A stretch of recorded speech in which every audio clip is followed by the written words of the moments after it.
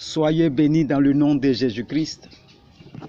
Que la grâce de Dieu soit sur vous et que la main de Dieu vous accompagne en tout chose dans le nom de Jésus-Christ.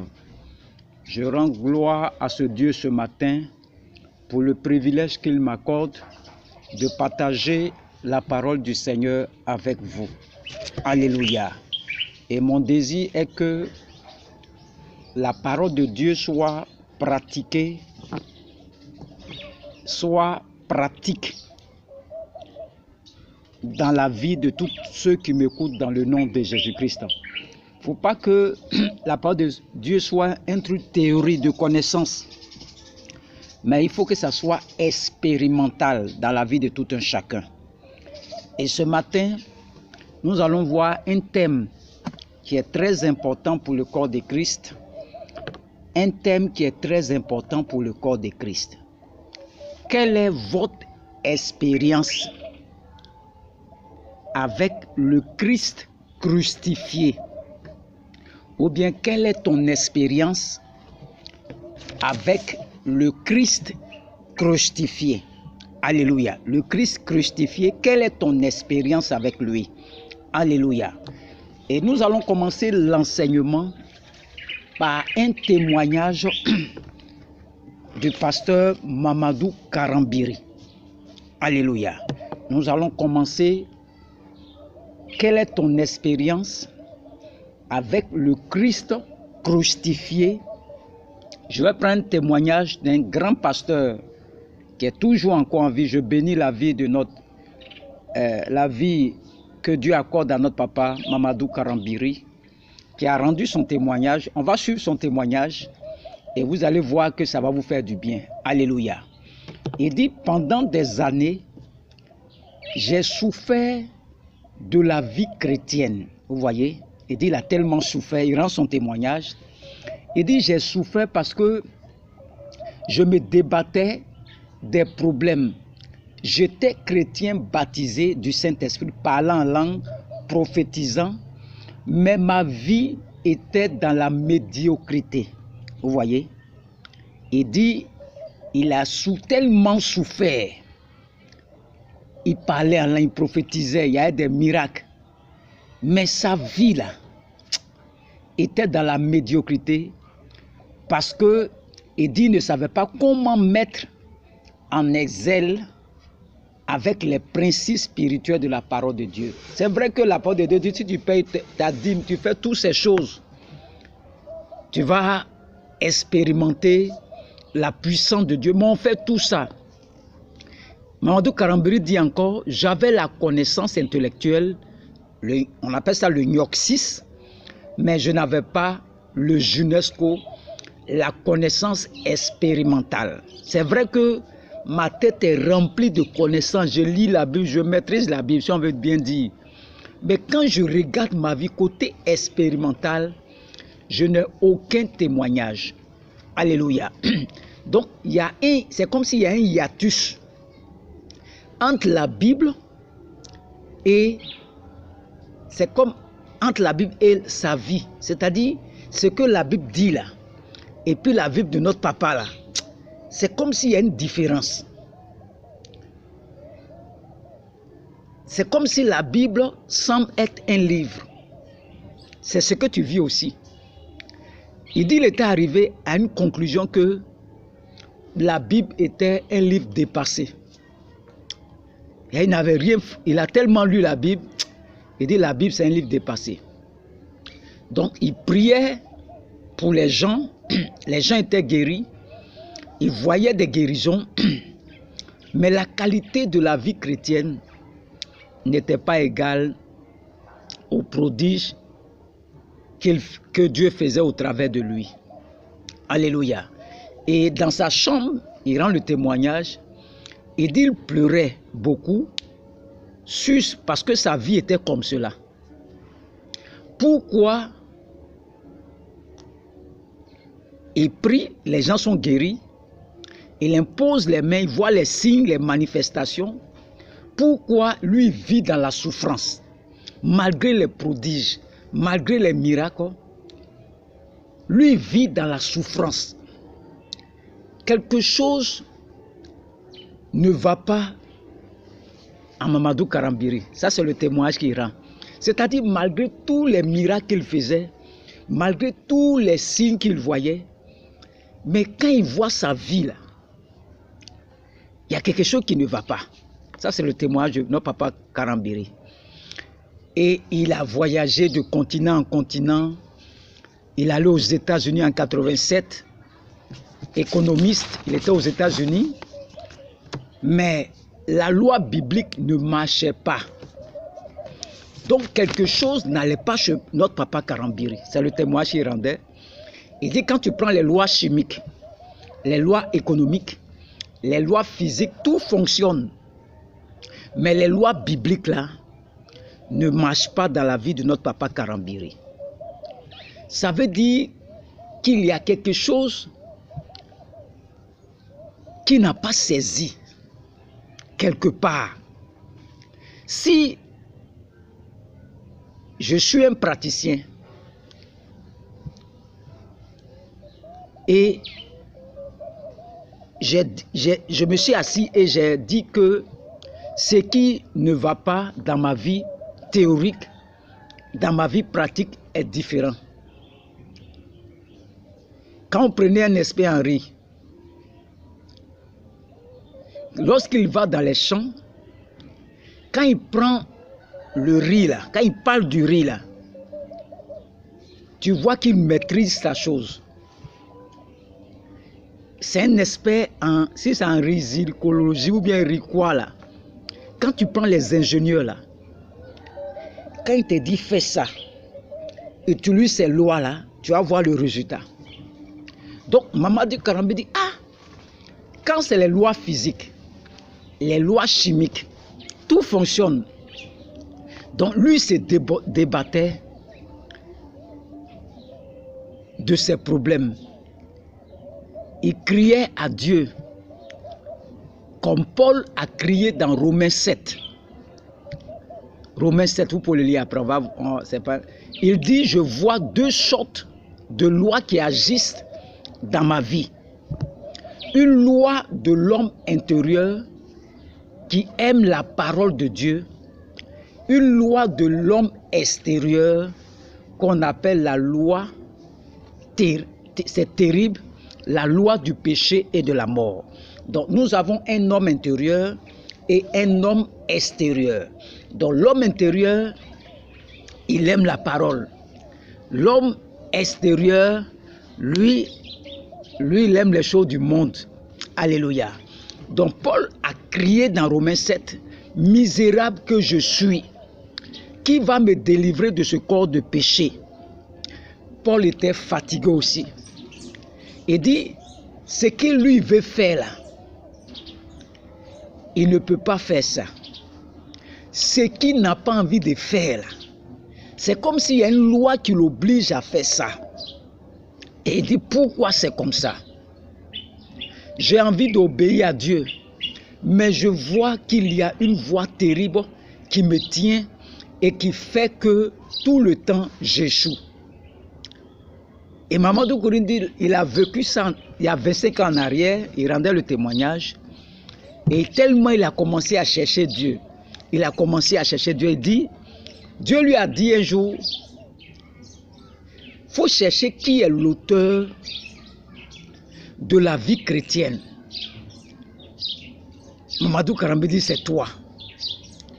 Alors si je suis l'auteur de la vie chrétienne, si c'est moi la vie, tu vas chercher la vie chez un homme. Parce qu'il courait de grands hommes, il partait aux États-Unis dans les grands coins pour visiter les hommes de Dieu de renom. Et Dieu lui dit, si c'est moi qui suis l'auteur de la vie chrétienne, l'auteur même de la vie qui est en toi là, si tu reconnais que c'est moi là, tu vas chercher quoi chez les gens là-bas? Il dit, retourne à moi, c'est ce que Dieu dit. Retourne à ma parole et tu vas me découvrir. Alléluia. C'est Dieu qui vous a inventé. Il vous connaît. Il peut te réparer. Ne vous laissez pas réparer par des mécaniciens. Il y a des mécaniciens d'hommes. S'ils vous réparent, ils vont oublier le ciseau en vous. Alléluia. Ils vont oublier le ciseau en vous. Les hommes savent réparer, mais il y a toujours quelque chose qui va vous manquer toujours. Celui qui vous a créé, qui a créé l'homme, qui peut réparer l'homme. Et c'est très logique. Donc quand votre voiture est en panne, lorsque vous envoyez là-bas, est-ce qu'ils vont faire 3 jours pour réparer votre voiture? Est-ce que les mécaniciens vont jeûner pour réparer la voiture? Donc laissez Dieu. Il est tellement simple. Dieu, ce n'est pas les pasteurs. Les pasteurs, ce sont les ciseaux.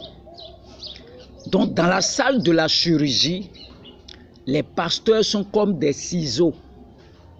Donc, si Dieu il n'utilise pas, il n'y a rien en eux. Il n'y a aucune puissance en eux. Il faut démystifier les pasteurs. Quelle puissance il a sans Dieu? Quelle puissance un homme peut avoir sans Dieu? Allez toujours à la rencontre de votre Seigneur, la rencontre de Dieu par les hommes. Toute la puissance réside en Jésus-Christ.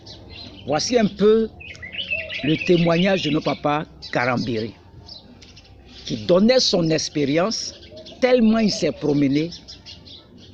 Il cherchait, il y a quelque chose, il voulait expérimenter la vie chrétienne. C'est vrai qu'on a écrit dans la Bible, c'est un livre. Mais il veut aller au-delà. Il a soif de la connaissance. Il veut expérimenter ça. C'est vrai qu'on dit Jésus est puissant, Jésus est comme ça. Mais il avait soif d'expérimenter la parole du Seigneur. Alléluia. Quelle est votre expérience avec le Christ crucifié? Lorsque nous prenons Galates 2, verset 20, il dit, j'ai été crucifié avec Christ. Et si je vis, ce n'est plus moi qui vis, c'est Christ qui vit en moi. Si je vis maintenant dans la chair, je vis dans la foi au Fils de Dieu qui m'a aimé et qui s'est lui-même livré pour moi. Alléluia. Il ne parle pas. Il dit, c'est Paul qui parle. J'ai été crucifié avec Christ. Il ne dit pas je serai. Il dit j'ai été crucifié avec Christ. Alléluia. Il n'était pas dedans, parmi les 12. 30 ans après la montée de Jésus, Paul dit j'ai été crucifié avec Christ. Voici un homme qui a découvert Christ 30 années après sa crucifixion de Jésus. Lui, il est venu après. Il n'a même pas vu Jésus. Et il s'arrête dans Galates 2, verset 20. Il dit, j'ai été crucifié. Il n'a pas dit, je serai. Il dit, j'ai été crucifié avec Christ. Alléluia. J'ai été crucifié avec Christ. C'est un homme qui n'a jamais salué Jésus. Qui n'a jamais suivi Jésus.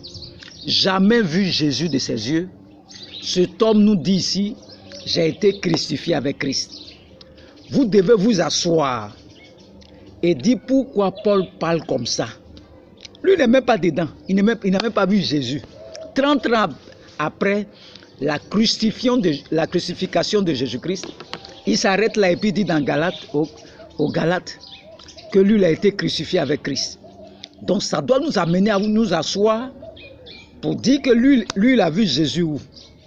Il n'est même pas parmi les 12. Et lui, il est venu 30 ans plus tard. Alléluia. Ce n'est pas Pierre. Paul n'a jamais connu Jésus-Christ. Qu'est-ce que ça veut dire? J'ai été crucifié avec Christ. Il dit c'est une réalité, c'est un fait. C'est-à-dire, j'ai expérimenté, je suis rentré dans l'expérience de la crucifixion avec Christ. Il dit, c'est une réalité. C'est que Mamadou Karambiré a rendu témoignage. Malgré qu'il se promenait, il avait toute la connaissance, mais il lui manquait l'expérimenter. Il veut expérimenter ça. Il avait soif. Ce qu'on dit dans la Bible, là, lui veut voir. C'est la même chose que Paul dit ici. Paul dit ici que lui, il a été crucifié avec Christ. C'est-à-dire il a expérimenté la crucifixion de Christ. On va prendre 2 Corinthiens 5, verset 6. 2 Corinthiens 5, verset 16. Il dit, ainsi dès maintenant, je vais faire la lecture, ainsi dès maintenant, nous ne connaissons personne selon la chair, et si nous avons connu Christ selon la chair, maintenant nous le connaissons, nous ne le connaissons plus de cette manière. C'est-à-dire, si tu as connu Christ dans la chair, comme les apôtres Paul, Pierre, là, maintenant nous ne le connaissons plus selon la chair. Paul n'a pas un langage ésotérique. Paul parle d'une réalité qu'il a vécue. Quand j'ai commencé à voir la lumière de Christ sur ma vie, ce sont des langages qui m'ont parlé. C'est-à-dire, lui, il a expérimenté, il a entendu la voix de Jésus-Christ. Les autres l'ont vu dans la chair. Il dit maintenant, ce n'est plus comme ça. On va relier encore Galates, 2 Corinthiens 5, verset 6. Il dit ainsi dès maintenant, nous ne connaissons personne selon la chair. Et si nous avons connu Christ selon la chair, maintenant on ne le connaît plus selon la chair. Donc il y a des gens qui ont marché avec Christ, mais eux l'ont connu selon la chair. Maintenant, c'est plus comme ça que nous on le connaît. Est-ce que Paul est en train de dire? Paul a vécu une réalité que personne n'a vécu sur la route de Damas.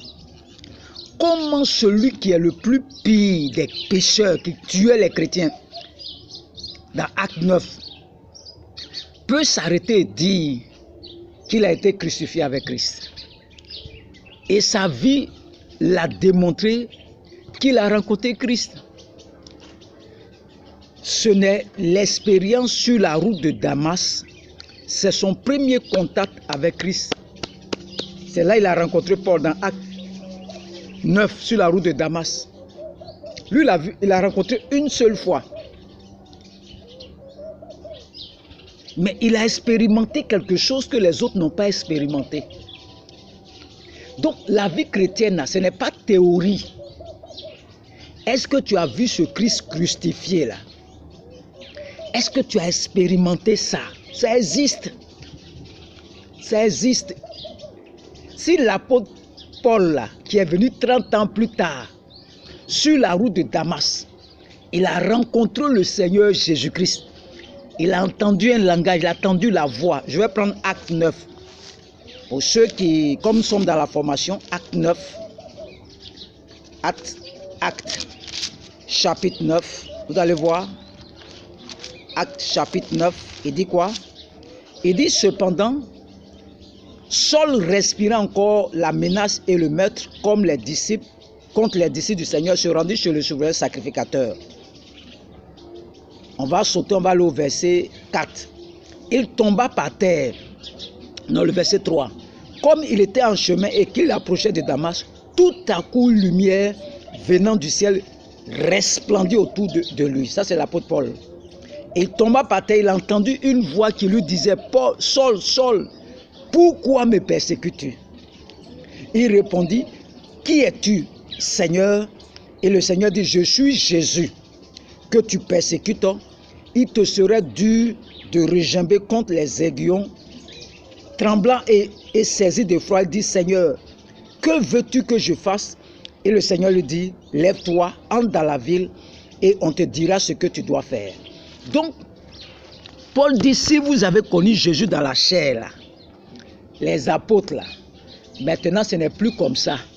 Parce que ce que moi-même j'ai expérimenté là, vous l'avez connu avant la croix. Mais moi, j'ai vu ce Jésus qui a été crucifié là. Je l'ai rencontré sur la route de Damas. J'ai entendu sa voix. Donc, si vous le connaissez dans la chair là, ce n'est plus comme ça maintenant. Maintenant là, ce n'est plus ça seulement. Maintenant, lui-même là, il existe. Et tu peux expérimenter ça. C'est de ça que l'apôtre Paul parle. Mamadou Karambiri aussi avait cette soif. Lors de son témoignage, il voulait expérimenter ce Christ-là. Parce que la Bible parle de ça. Il veut aller au-delà. Il se promenait chez les hommes de Dieu. Dieu lui a demandé, mais les hommes que tu tournes derrière eux là, qui a créé la vie? C'est moi-même Dieu. Donc cherche-moi dans la parole. L'apôtre Paul dit ici, si vous l'avez connu comme ça là, maintenant ce n'est plus comme ça. Parce que moi, de la manière dont je l'ai croisé là, je n'étais pas avec vous les 12 apôtres là. J'ai expérimenté ce Christ crucifié. Et quand on regarde la vie de l'apôtre Paul, il a fait plus que les autres. Les Pierre, les Jacques, les Jean. L'apôtre Paul a été un puissant instrument que Dieu a utilisé. Alléluia. Est-ce que je peux dire, ce n'est plus moi qui vis, Galates 2, verset 20, mais c'est Christ qui vit en moi. Quand tu vois l'apôtre Paul qui persécutait les chrétiens, qui tuait les chrétiens, l'apôtre Paul se lève maintenant. Il reçoit cette lumière. Il va expérimenter le Christ crucifié maintenant.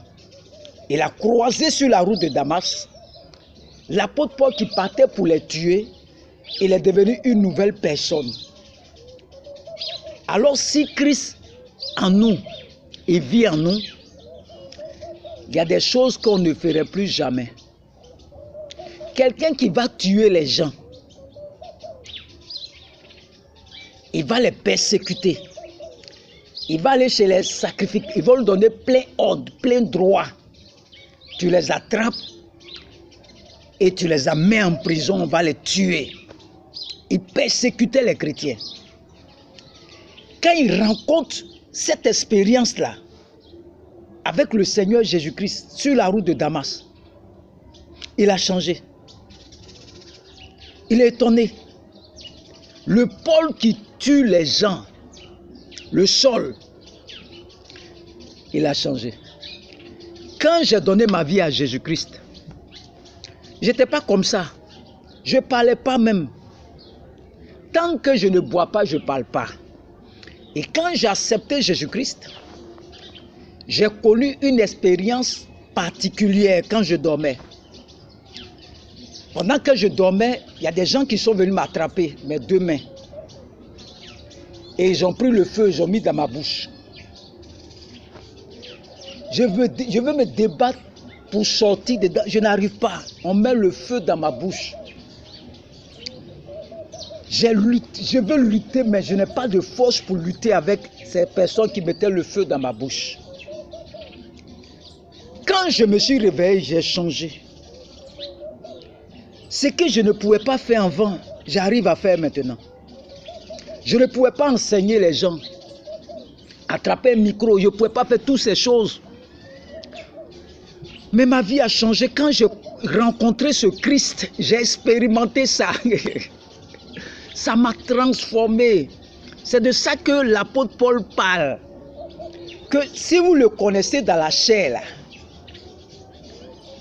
2 Corinthiens 5, verset 16, là, maintenant c'est plus comme ça. Il existe, ce Christ. Si tu le rencontres, ta vie change. Regarde l'apôtre Paul. Il tue les chrétiens.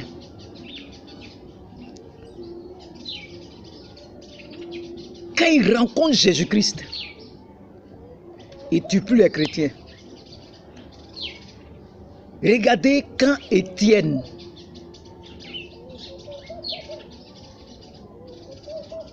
était sûr, les gens ont saisi Étienne. Ils vont aller tuer Étienne. Il n'a jamais maudit quelqu'un. Il a vu l'expérience avec Étienne. L'apôtre Paul était là quand on tuait Étienne. Il a vu Étienne. Pendant qu'ils sont en train de le tuer, Paul le regardait. Il regardait Étienne en train de mourir. On lapidait Étienne. On prend les pieds, on l'ensomme. Paul a vu Étienne. Des coups de pierre authentiques pleuvaient sur lui. Étienne n'a pas juré. Étienne n'a pas pleuré. Étienne n'a fait que prier pour ceux qui étaient en train de le lapider et il souffrait atrocement. Quand Paul a vu Étienne, quand il est sorti de là, il a compris la réalité de Christ, de Jésus. Il a expérimenté ça. Il a vu Étienne en train de mourir ils sont en train de le lapider. Il dit, Père, pardonne-leur, ils ne savent pas ce qu'ils font. L'apôtre Paul était là quand on tuait Étienne. Il a vu Étienne. Il a compris la réalité de Jésus. Il sait qui est Jésus maintenant. Regardez Étienne. Il pourrait dire, mais ceux-là, Seigneur, il faut les tuer, qu'un feu quitte en haut tombe sur eux. Dieu allait faire ça. Parce que le ciel était ouvert. Il dit, je voyais mon Seigneur assis à la droite de mon Dieu. Il voyait tout ça. Il pourrait dire même que le feu descend sur ceux qui sont en train de lapider là. Alléluia. Quand nous avons des tribulations, des petites tribulations, pourquoi tu murmures? Pourquoi tu murmures? Parce que ta femme ne fait pas enfant. Parce que tu n'es pas marié. Parce que tu ne travailles pas. Parce que tant. Quand nous avons des tribulations là, pourquoi tu murmures? Voici Étienne ici. Étienne n'a rien dit. Ils sont en train de le lapider. Il n'a rien dit. Il n'a rien dit. Lorsque nous prenons 1 Corinthiens 1 verset 4, il dit quoi? Je rends à mon Dieu de continuelles actions de grâce à votre sujet pour la grâce de Dieu qui vous a été accordée en Jésus-Christ. Alléluia. Le verset 7, de sorte qu'il ne vous manque aucun don dans l'attente où vous êtes de la manifestation de notre Seigneur Jésus-Christ. Ici, il s'agit de dons, les dons de Dieu, la grâce de Dieu. Il leur manquait aux Corinthiens, là, il leur manquait quelque chose. Ils ont eu la manifestation des dons spirituels. Mais Paul est choqué. Il est choqué pour cette église de Corinthe. Et Paul dit, il est dans les douleurs de l'enfantement. Pourquoi? Il s'est rendu compte, malgré les dons spirituels qu'ils ont, que l'église de Corinthe n'a pas saisi la réalité de la crucifixion de Christ.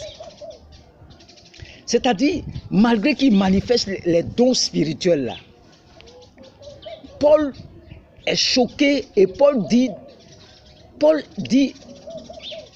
que cette église-là, malgré tous les dons, la grâce de Dieu sur eux là, ils n'ont pas compris la réalité de la crucifixion de Christ.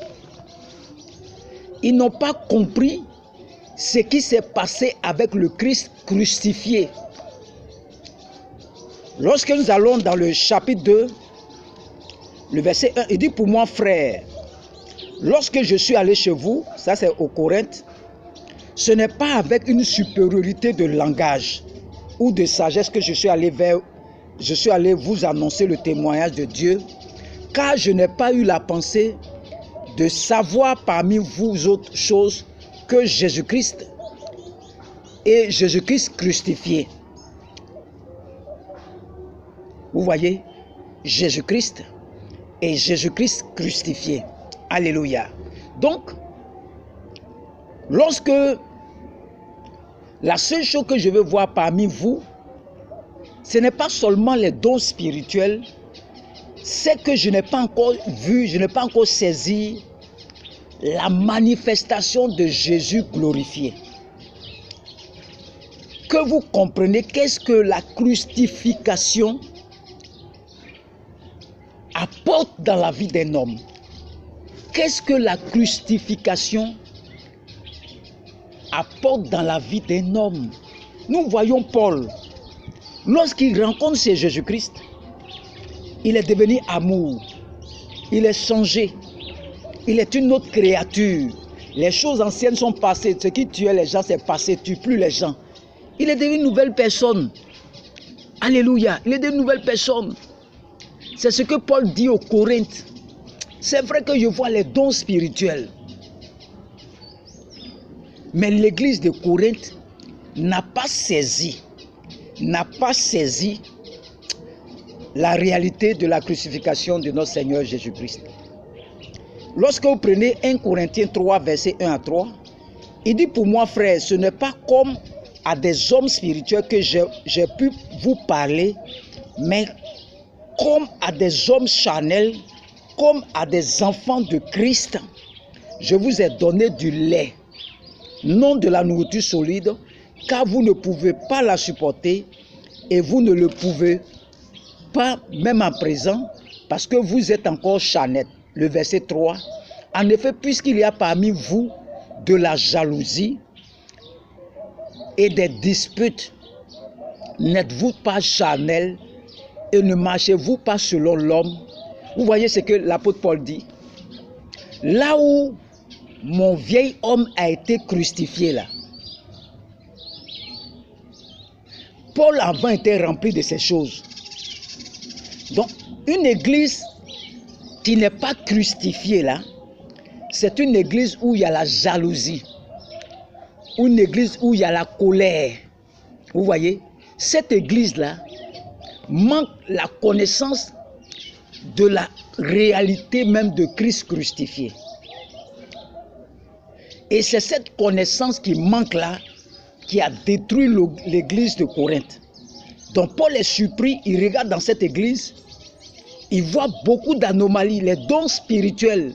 Il prie continuellement pour qu'ils reçoivent les dons, mais il constate que cette église-là n'a pas encore la révélation de qui est Jésus. On trouve dans cette église-là de la jalousie, de la colère, des critiques, tout ce que vous connaissez là. Dans l'église de Corinthe, c'est ce qu'on trouve. Mais regardez Étienne, lorsqu'on le lapide, il a expérimenté, il n'a pas vu Jésus-Christ, il n'était pas avec Jésus-Christ, mais c'est le jour où on tuait Étienne, le ciel est ouvert, il dit, je vois maintenant mon Seigneur assis à la droite de mon Père, c'est maintenant lui va expérimenter ça. Et il dit, Père, pendant qu'ils sont en train de lapider, l'apôtre Paul, Père, pardonne-leur. Regardez quelqu'un qui reçoit des pierres sur lui, des grosses pierres, ils sont en train de le tuer. Il dit, ne leur impute pas ça, ce péché-là. Seigneur, pardonne-leur. Ils ne savent pas ce qu'ils font. Lorsque tu expérimentes ce Christ-là, il y a une transformation dans ta vie. C'est de ça que l'apôtre Paul parle. Il dit la révélation, 1 Corinthiens 5, verset 1. Il dit, on entend dire généralement qu'il y a parmi vous de l'impudicité, et une impudicité telle que on ne rencontre pas ça chez les païens, c'est au point que l'un de vous a la femme de son père, et vous êtes enflé d'orgueil. On va arrêter là. Paul est choqué, malgré les dons spirituels, malgré que la grâce de Dieu, Dieu a fait sa grâce, a donné sa grâce aux Corinthiens. Paul a vu, il a gémi, il expérimente les douleurs de l'enfantement. L'Église n'a aucune connaissance de ce Dieu crucifié là. Ils n'ont aucune connaissance. C'est vrai que la puissance de Dieu se manifeste dans l'Église de Corinthe, mais ils n'ont pas expérimenté ce Christ crucifié là. Alléluia. Réfléchis à ta vie ce matin. Est-ce que tu as déjà rencontré ce Christ crucifié là? Quelle est ton expérience avec ce Christ qui est crucifié là? Étienne l'a vu. L'apôtre Paul l'a rencontré. Les apôtres l'ont vu aussi. Moi-même aussi, je l'ai expérimenté. J'ai été transformé. Est-ce que tu as rencontré ce Christ-là? Est-ce que depuis que tu vas à l'église là, est-ce que tu as été transformé? Si tu le rencontres là, ta vie change. Je ne vais pas te mentir. Si vous voyez aujourd'hui, je suis assis devant vous aujourd'hui là, c'est parce que j'ai rencontré ce Christ-là à Yamoussoukro. J'ai expérimenté la puissance de ce Dieu crucifié là. J'étais un soulard, un homme des cabarets, un homme des maquis. Mais quand j'ai rencontré, j'ai expérimenté ce Christ-là, ma vie a été transformée complètement. 1 Corinthiens 6, quand vous prenez 1 Corinthiens 6, verset 2, il dit, ne savez-vous pas que les saints jugeront le monde, et si c'est par vous que le monde est jugé, êtes-vous indigne de rendre les moins jugements? Ne savez-vous pas que nous jugerons les anges et nous ne jugerions pas à plus forte raison les choses de cette vie? Lorsque nous prenons le verset 15, dit quoi? Il dit, ne savez-vous pas que vos corps sont les membres de Christ pour en faire les membres d'une prostituée? Je vais reprendre. Ne savez-vous pas que vos corps sont des membres de Christ? Prendrais-je donc les membres de Christ pour en faire les membres d'une prostituée? Lorsque vous prenez le verset 19, il dit, ne savez-vous pas que votre corps est le temple du Saint-Esprit qui est en vous, que vous avez reçu de Dieu et que vous ne vous appartenez point à vous-même? Alléluia. Lorsque nous prenons 1 Corinthiens 7, verset 1 à 3, pour ce qui concerne les choses dont vous m'avez écrit, je pense qu'il est bon pour l'homme de ne point toucher de femme. Toutefois, pour éviter l'impudicité, que chacun ait sa femme et que chaque femme ait son mari. Le verset 3, que le mari rende à sa femme ce qu'il lui doit et que la femme agisse de même envers son mari. Ici, l'apôtre Paul, chaque fois que tu insultes ta femme ou ton mari, tu t'insultes toi-même. Parce que les deux maintenant sont devenus une même chair, inséparables. Donc chaque fois qu'il y a ce qu'on appelle divorce, il y a une douleur. Le corps de la femme. Est-ce que je vais détruire ma propre chair pour ceux qui frappent leur femme, qui insultent leur femme? Ils n'ont jamais expérimenté ce Christ crucifié là. Le mariage commence par la mort. La croix, c'est la mort. Le mariage est une mort. C'est la mort, le mariage. La guerre des ambitions. 1 Corinthiens 13, verset 4 à 13, vous pouvez lire. Ça suit le verset, ça Galates 2, verset 20. Il n'y a pas de résurrection sans la croix, sans le tombeau. Si tu refuses de passer par la mort, c'est que tu refuses les principes du royaume des cieux. C'est-à-dire, arrête de te plaindre, arrête de murmurer, arrête de fuir les épreuves, arrête de te lamenter. Si tu rencontres ce Christ crucifié là, on peut t'insulter, ça ne te fait rien. Tu as pitié des personnes là. Si tu le rencontres vraiment là, tu ne vas plus insulter ta femme. Tu ne vas plus insulter quelqu'un. Quand vous voyez l'apôtre Paul qui persécutait les chrétiens, quand il a rencontré Jésus-Christ, l'apôtre Paul lutte pour que tout le monde soit sauvé, tous les païens soient sauvés. Il est prêt à mourir même pour ça. Tu n'as pas encore rencontré ce Christ crucifié là. Si on dit aujourd'hui même il y a guerre dans la nation, tu vas voir ceux qui sont pasteurs, les chrétiens là. Ils vont demander quels sont les pasteurs, on va les tuer tous. Tu vas voir tous nos pasteurs vont rentrer dans leurs coquilles. 90% de nos pasteurs de la nation. Ils vont rentrer dans leurs coquilles et tout. Ils vont dire qu'ils ne sont pas pasteurs. Il y a quelques jeunes qui vont se lever. Parce que ces personnes ont rencontré Christ. Regardez aussi Étienne. Pendant qu'il est en train de souffrir les douleurs, il ne s'est pas plaint. Il n'a pas dit, Seigneur, pourquoi tu les laisses me lapider? Il dit, Seigneur, ils ne savent pas ce qu'ils font. Parce qu'il a vu le ciel ouvert. Il a vu le Seigneur assis à la droite de son Père. Vous voyez? Est-ce que tu as déjà expérimenté ce Christ crucifié là? Tu n'as pas encore expérimenté. Nous voyons certains pasteurs, certains qui ont des comportements bizarres. Il faut faire offrande, il faut faire ça, il faut faire ça. Ils n'ont pas rencontré Christ crucifié là. Christ crucifié là, c'est l'amour. L'amour. L'amour. On va prendre 1 Corinthiens 13. Le verset 13. Quand tu le rencontres, il dit maintenant donc ces trois choses demeurent, la foi, l'espérance et l'amour. Mais la plus grande de ces choses, c'est la charité, c'est l'amour. Pour ceux qui rencontrent Christ, qui expérimentent Christ là, il y a un signe. Tu ne peux pas cacher ça. Quand tu as vu Christ là, il y a un signe qu'on sent en toi, c'est l'amour, la foi, l'espérance. On voit ça. L'apôtre Paul, il se bat pour évangéliser, gagner des âmes, bâtir des églises.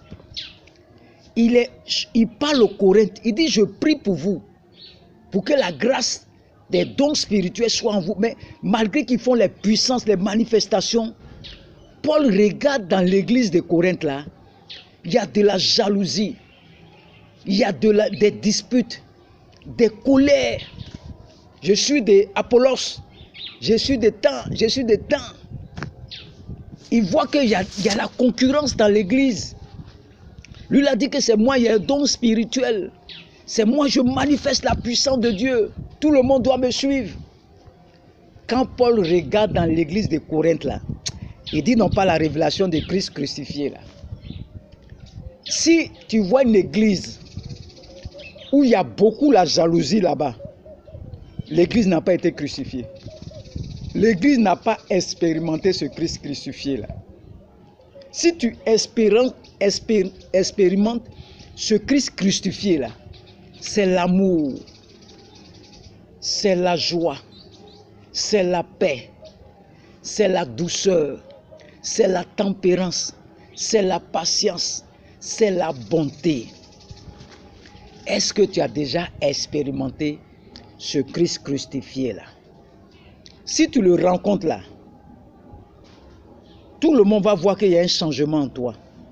Tous ceux qui connaissaient l'apôtre Paul, avant d'avoir rencontré le Seigneur, et lorsqu'ils ont vu l'apôtre Paul, lorsqu'il a expérimenté, il dit, vous les apôtres là, vous l'avez vu dans la chair seulement.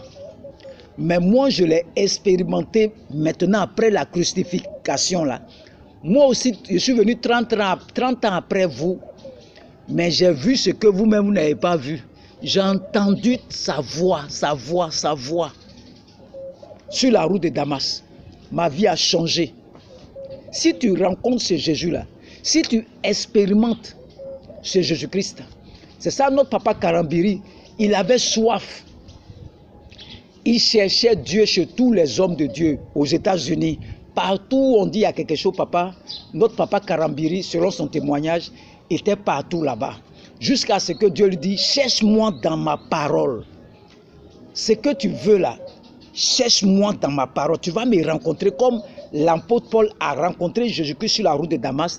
Tu vas me rencontrer dans la parole. Cherche-moi dans ma parole. On ne lit pas Bible comme un livre. Si tu prends Bible et puis tu lis comme un livre, là, tu ne vas rien comprendre. Ça, c'est la connaissance. On appelle ça, cette connaissance-là, on appelle ça la connaissance, c'est cette connaissance, le gymnosco. Vous voyez?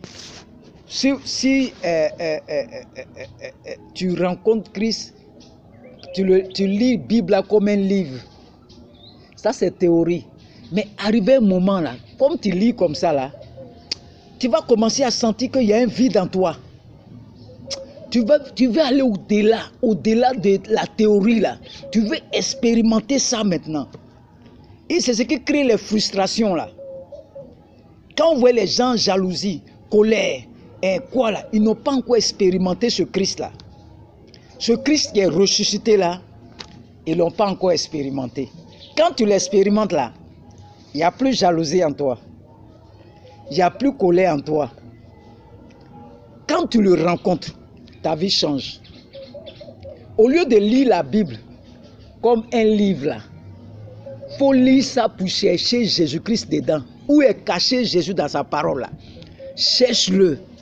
Si tu le découvres là, tout change en toi. Tu as la compassion des âmes. Tu as pitié. Tu as l'amour en toi. Ta vie a changé parce que tu as rencontré ce Jésus-Christ. Tu as rencontré le Seigneur Jésus-Christ. Et je prie maintenant que tu rencontres ce Dieu-là. Que tu expérimentes ce Christ crucifié là. Afin que ta vie soit transformée. Comme la vie des apôtres. Comme la vie du serviteur Étienne. Comme la vie de l'apôtre Paul. Comme la vie du prophète Jean.